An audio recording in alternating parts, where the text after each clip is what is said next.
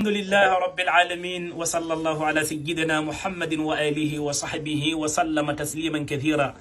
mbokk kilifa yi wayjur yi mag yi soppe yëpp dégg naa seen kàddu incha allahu rabbi dinaa def li ngeen ma wax waaye tamit incha allah su ko defee nag waxoon naa ne xadis yi wéruñ waaye xadis yi ma waxoon ne wéruñ xadis bu ne dinaa leeral li tax wérul su nekkente ne gor nga boo waxee lii wérul war ngaa wax nit ñi li tax wérul incha allahu rabbi waaye balaa ma fay dem ma def ko jumla mu'tarida gaa yi seen gàmmo bi macha allah bari na ni torop màggal bi torop màggal bu zone bi keroog alhamdulillah jaar na yoon torop ndeysaan dem njaaloon naan sangara be borset moo gën dem màggal Tuuba di fa màggal nit waaye nag dem bu zone di màggal Ahmed Lo moom loolu sunna la tamit ndeysaan def gàmmo defal yenent bi sallallahu alayhi wa sallam loolu bidaa la parce que ne saxaba yi defuñ ko waaye nag defal Ahmed Lo takkal ko ay baas utal ko ay stage ay podium loolu yëpp ala kulli halin sunna la su ko defee tamit màggal sëriñ dafa xaraam bidaa la shirku la loolu baaxul kenn du ko def beseen sëriñ mi ñoo màggal ni tey ku ñoo màggal ni bind na téere tuddee ko taqdisul ashxaas mu ne màggal nit dafa shirku dafa xaraam nit boo mën taka màggal rek mu ne nit rek la waaye nag moom màggal ko escort ko di ko yuuxu isil ko oto bu cher togal ko si photo bu cher loolu yëpp ala kulli halin loolu sunna la nga toppa sa sëriñ loolu bidaa la waaye ñu toppa Ahmed Lo moom loolu ala kulli halin loolu sunna la su ngeen ma déggee rek soo waxee Muhammad sallallahu alayhi wa sallam bidaa la yenent bi deful ko waaye soo waxee Ahmed Lo nga ne hafidahullahu wa ra'ahu loolu sunna la soo waxee bi maanaa Serigne Touba radiyallahu anhu loolu bidaa la baaxul waaye soo waxee Ibnu Taymiya rahmatullahi alayhi loolu ab sunna la toppa sa sëriñ sunna la bàyyil sa sëriñ nga ñëw topp suma sëriñ mooy sunna su ngeen ma déggee rek incha allahu rabbi yal nañu yàlla defal jàmm yal nañu yàlla may xel yu baax su ko defee xadis yooyu ñëw nañ xadis yi yëpp su xëju tey dinaa leeral par benn incha allahu rabbi léegi waxoon naa xadis yooyu wéruñ xadis bi nga xamante ne moo gën a feeñal mbiri dugal jigéen mbaar xadis boobu la ñu njëkk a ñëw mooy boo demee si ndeysaan imaamu Tabarani isi na ko si mujamul kubra boo demee tamit ndeysaan si hakim isi na ko si mustadrak boo demee si bayhaqi isi na ko si sunanul kubra si anam bii ni yoon bi la ko gaa isee ñu ne amoon na ñu ne ummu atiya qala laha rasulullahi sallallahu alayhi wa sallam ñu ne أن كانت في المدينة امرأة يقال لها عطية فقال لها رسول الله صلى الله عليه وسلم منكو اخفدي ولا تنهكي فإنه أنظر للوجه وأحلى عند الزوج بين اللفظ منكو اخفدي وأشمي ولا تنهكي فإن ذلك asra lil wajhi wa andaru asra lil wajhi tamit mu ne ko wa ahda li zawji siiga bi la Albani sukkandiku siiga bi wéru mu ngi ne bof soo fa demee dem fay fekk ku ñu wax ne Ubaydillah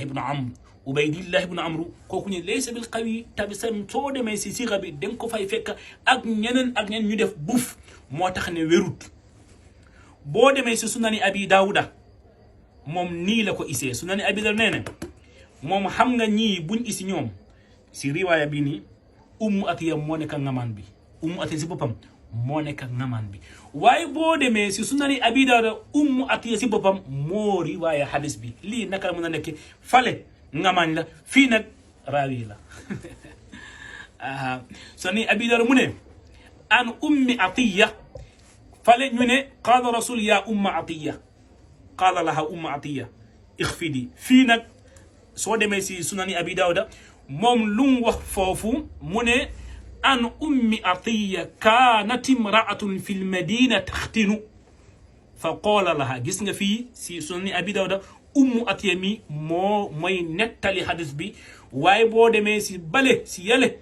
foofu Ummu Atiya moo nekk ak ngamaan bi fii Ummu Atiya mooy nettali amoon na benn jigéen ngamaan la si biir Madina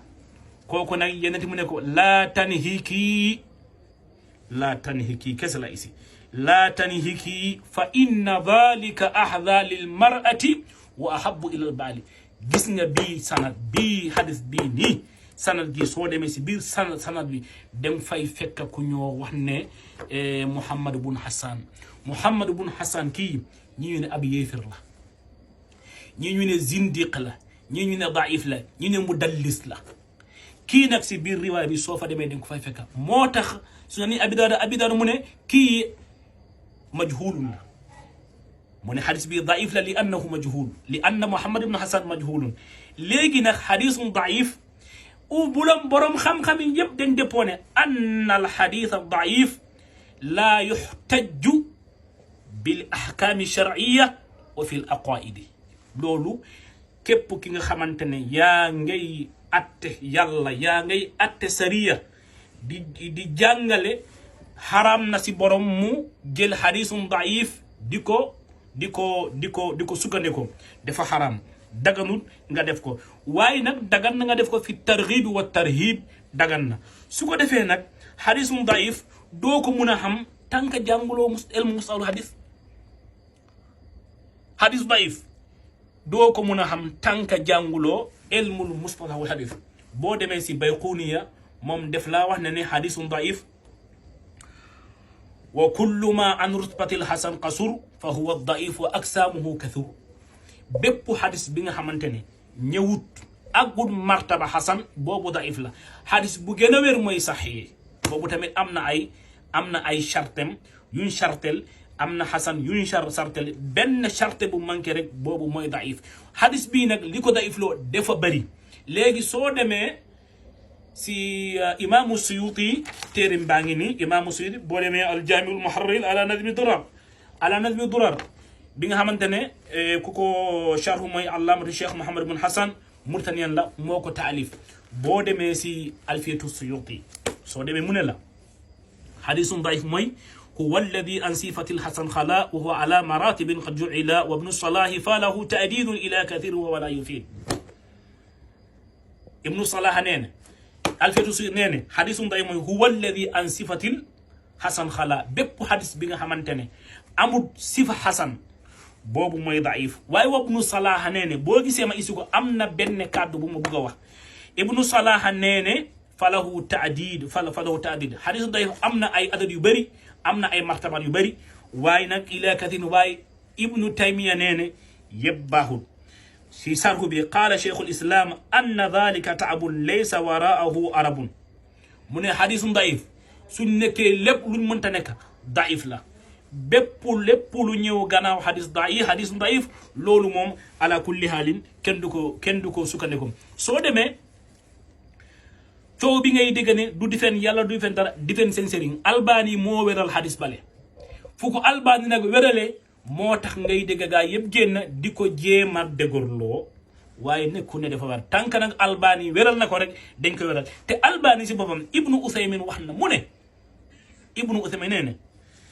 mu ne laa yakfi ala tasxiixi cheikh Albani li annahu yusaxihu ahadisa daifa wa yudaifu ahadisa saxiha lii taalibe moo ko wax Ibnu Usaymin taalibe la si Albani mu ne ku ñor warta sukkandiku si hadis bi nga xamante ne si ay hadis yi nga xamante ne Ibnu Albani moo leen solo parce que ne Albani dafay jël hadis bu wér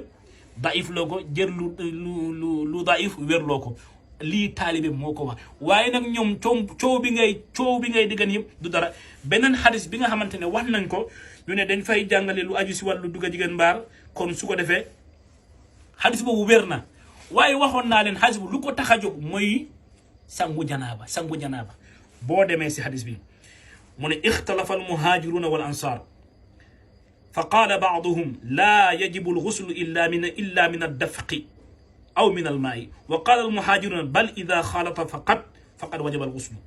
فقال أبو موسى فأنا أشفيكم من ذلك فقمت فاستأذنت على عائشة فأذن لي فقلت لها يا أمّا أو يا أم المؤمنين إني أريد أن أسألك عن شيء وإني أستحييك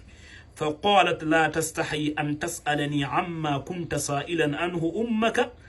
التي ولدتك فإنما أنا أمك فقلت فما يوجب الغسل فما يوجب الغسل سو دمي سي مسلم page 349 dem ko fay fekk hadith bi lan la tekki muhajir ak ansar ñoo doon werante ñi ñu ne jigéen ñu ñen sangu janaba soo gisee maniw rek war nga sangu janaba ñi ñu ne déedéet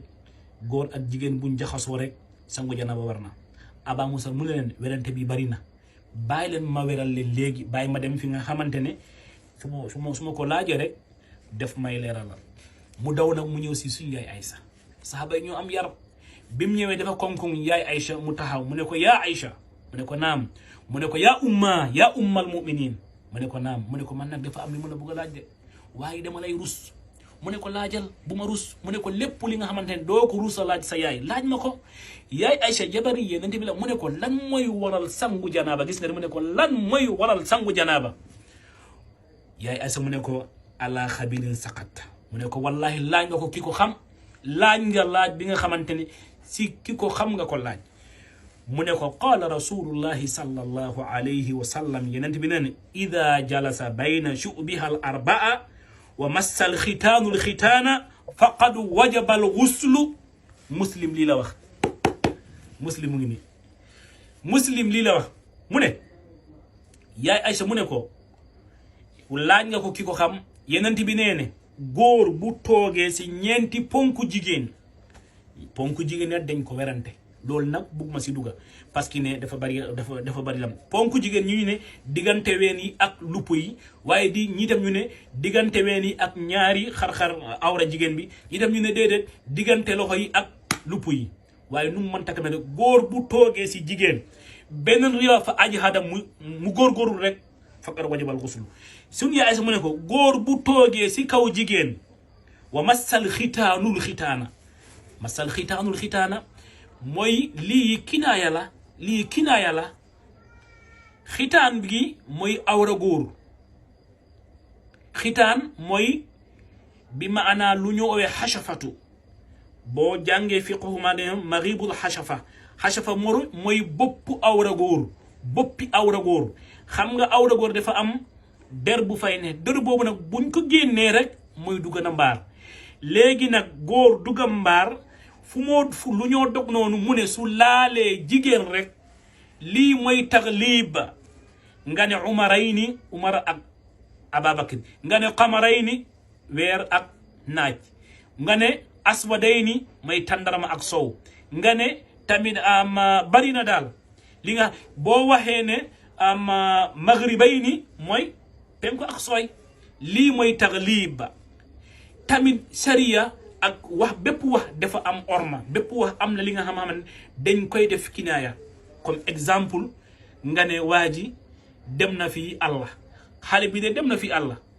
woon képp ku doon dem kama dangay dem Allah léegi nag ñu jël kama def ko kinaaya képp kuy dem Allah rek dem na Allah bi maanaa dem na kama kinaaya la su ko defee hadis bii nii la fa taajo ñaari hadis yi hadis bi nga xamante ne ida massal xitaanul xitaana boobu am na boobu beneen riwaaya idal taqal xitaanaan yëpp benn maana bi li leen tax a jóg yëpp mooy sangu janaaba léegi nag yeneen hadis yu des yi dinañ ko isi insha allahu rabbi par benn abonné leen tey aimé di partager di participer di envoyer ay cœur